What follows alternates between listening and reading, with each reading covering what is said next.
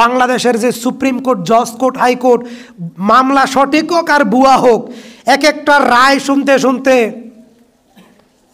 40 বছর লাগে। বিষয়টা কি এমন? মুহূর্তেই আপনার হিসাব, আপনার নিকাশ, আপনার মুহূর্তেই খতম, মুহূর্তেই শেষ। সুবহানাল্লাহ। মানুষ সেখানেও আল্লাহর সাথে চালাকি করতে চাইবে, প্রতারণা করতে চাইবে। সূরা ইয়াসিন আয়াত 65-তে বলা হয়েছে মুখ হাত সব সিলাই করা হবে, আর এই অঙ্গ প্রত্যঙ্গ কথা বলবে। হাদিস শরীফে বর্ণিত হয়েছে, সহিহ মুসলিম, প্রথম কথা বলবে উরুরান। বুঝতে পারছেন? প্রথম কথা বলবে কি? উরুরান। কোথায় কোন মিছিলে গেছেন, কোন মিটিংয়ে গেছেন, কোন নারীর সাথে ডেটিংয়ে গেছেন, কিভাবে কি হয়েছে, সব বিস্তারিত বলা হবে। উরুরান প্রথম সাক্ষ্য দিবে। রাসূল সাল্লাল্লাহু আলাইহি সাল্লাম বলছেন, বিচারের মাঠে যারা মুজরিমিন, কোরআনের ভাষায় সবচেয়ে বড় পাপীদের ব্যাপারে বলা হয়েছে মুজরিমিন।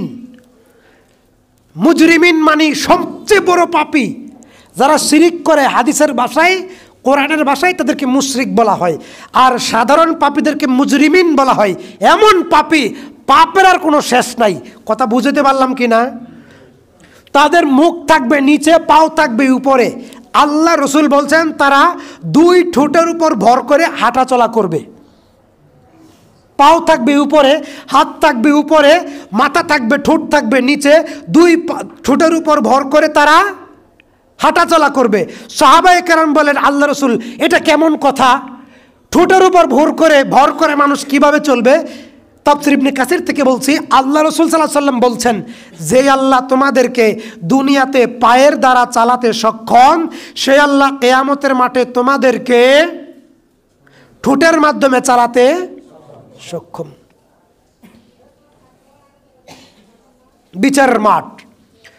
রাসূল সাল্লাল্লাহু আলাইহি সাল্লাম বলছেন, 2775 নম্বর হাদিস, সহিহ মুসলিম, ইউতা বি জাহান্নামা ইয়াউমা ইযিন লাহা 70 আলফা মালিকিন ইয়াজুরুনাহা।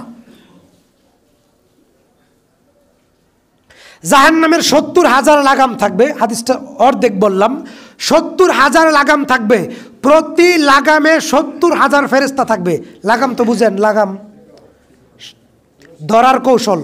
এরকম বাসে দেখেন না, জুলাইয়া ধরার মতো কিছু একটা থাকে, বা বিভিন্ন অটোর কিনারে থাকে, বুঝতে পারছেন না?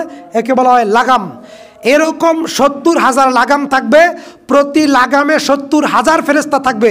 তারা জাহান্নামকে টেনে হেঁচড়ে জনসম্মুখে মানুষের সামনে উপস্থিত করবে।